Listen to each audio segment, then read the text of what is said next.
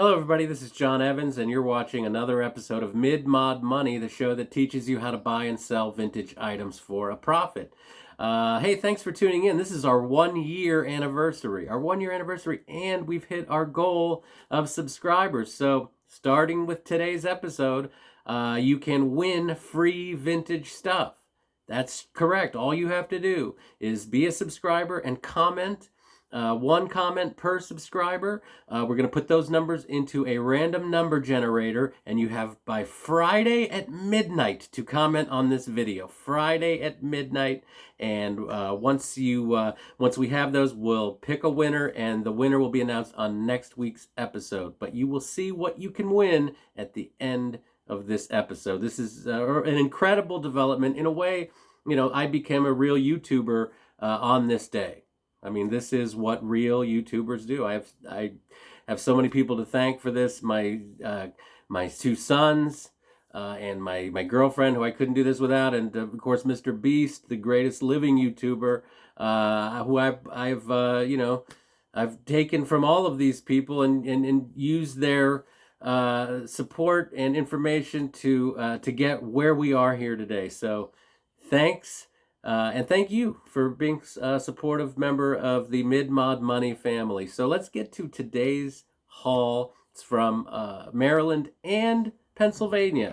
And then you'll see what you can win at the end. So this is the first thing I found. This was a vintage Barber Jar with the metal thing that you keep the combs in there with that blue liquid that nobody knows what that is. Could be Windex. Who knows? But this was $4. I found this at Highland Thrift Store, $4. And this was a tough one because this company's been around a long time and they still make stuff like this. So I had to talk to a friend of mine. The only barber I know, Shannon Norman, helped me with this to determine that because it says made in St. Paul, it's got this striped thing that's very pronounced. We've determined that it is a vintage one. Still not that much money for them. I spent I'm expecting to get $23, $24 for this. It's not that desirable. It's not that unusual. So, but still a good profit, $19 profit right off the bat. All right, next thing I found were these guys. Look at these two BFFs, huh? Happy as can be. These wooden owls. Now, I have seen this wooden owl set attributed to Witco. Now, Witco uses that cypress wood, swamp cypress or something, but they make the big Viking ships, and the map of the world is a very popular Witco. They designed the jungle room for Elvis. I don't know if this is Witco. Someone please comment, because I've seen them attributed to Witco, but I really don't know. I paid $1.25 for these two cute owls. These will go between 20 and 30 all day long. I'm going to cut it right down the middle, say 25, and they will go. I've had them. I've sold them. These adorable, two cute owls. God, owls are great. Owls always sell.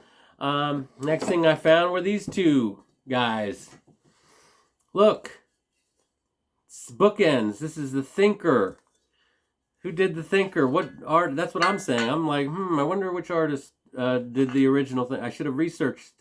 I should have figured that out before I hit record. But these are Bookends, and these are real heavy. Not solid brass, but I think they're brass. They're from 1928. My girlfriend did heavy research on these and found out that they were from 1928. True antique Thinker Bookends. And then upon further review, I realized that it says 1928 right in there. Right in there. So I don't know how long they made these. That's the copyright. They could be 20s, 30s, 40s.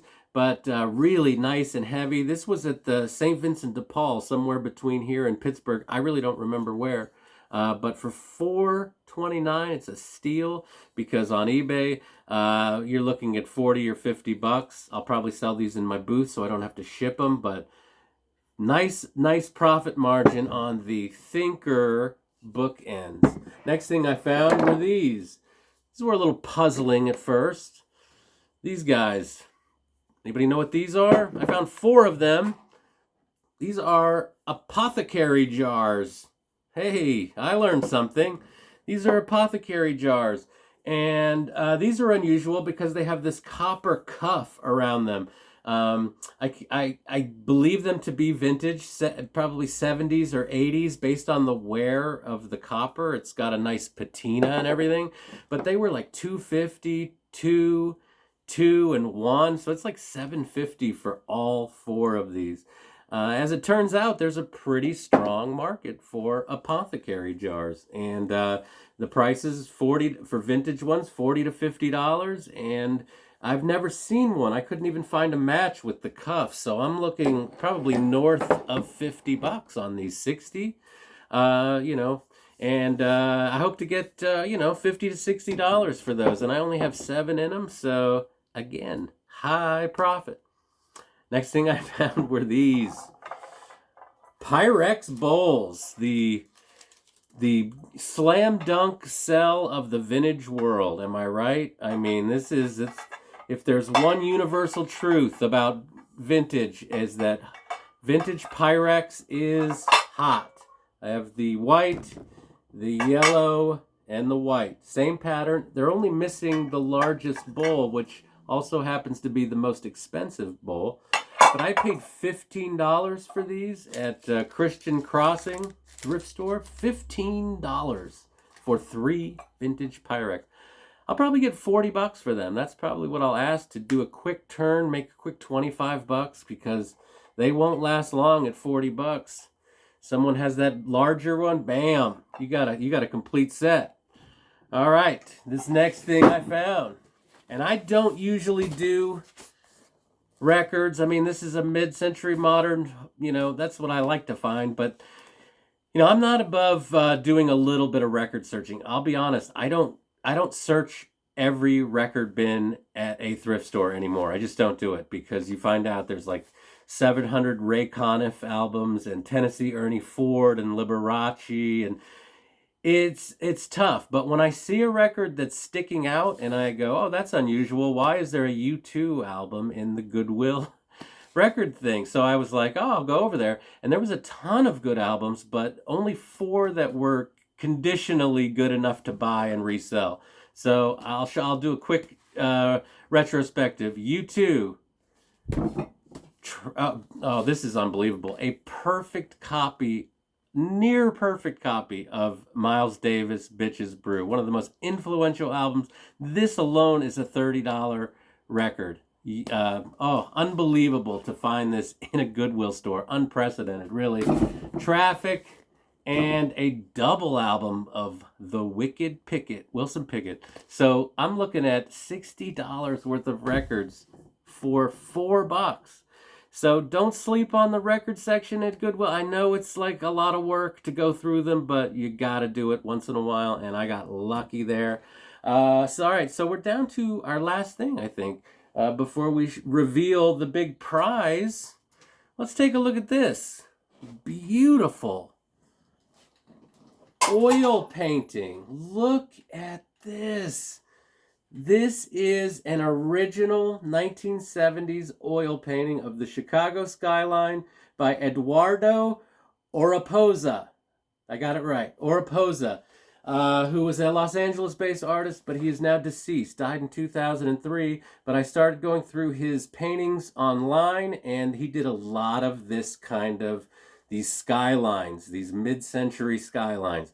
One that was smaller than this and less ornate, a guy was asking $185 for. Some of the larger ones like this, people were asking, these are asking prices, but there are very few of them available even for sale. So we're talking in the, $385, $500 for some of the skylines. And the skylines, I mean, that's a very popular thing in the mid-century world as far as like what's good decorations. People love like the skylines. So this is obviously Chicago, Hancock Building, and I paid $7.99 for the $7.99. And I will not take less than $150 for it. I really will not. And I'm probably going to hold on to it for a while because I have bigger things for some of my harder to find items. I have plans for that in the future. So I'm kind of stockpiling hard to find stuff for a reason. And this might just fit into that category. So let's take a look at what I spent. I spent $43.25 on everything. When it's all said and done, I'm going to make $382 through my booths, Facebook Marketplace, eBay, almost $340 worth of profit. Incredible.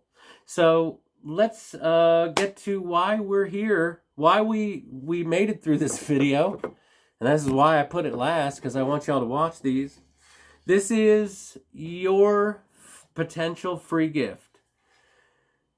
This is a 1960s Rooster trivet. Yes, this is from the 60s.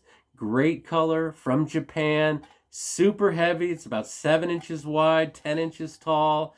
You can hang it on your wall. You can put a pot of chili on it. This is a very stylish, functional piece of home decor.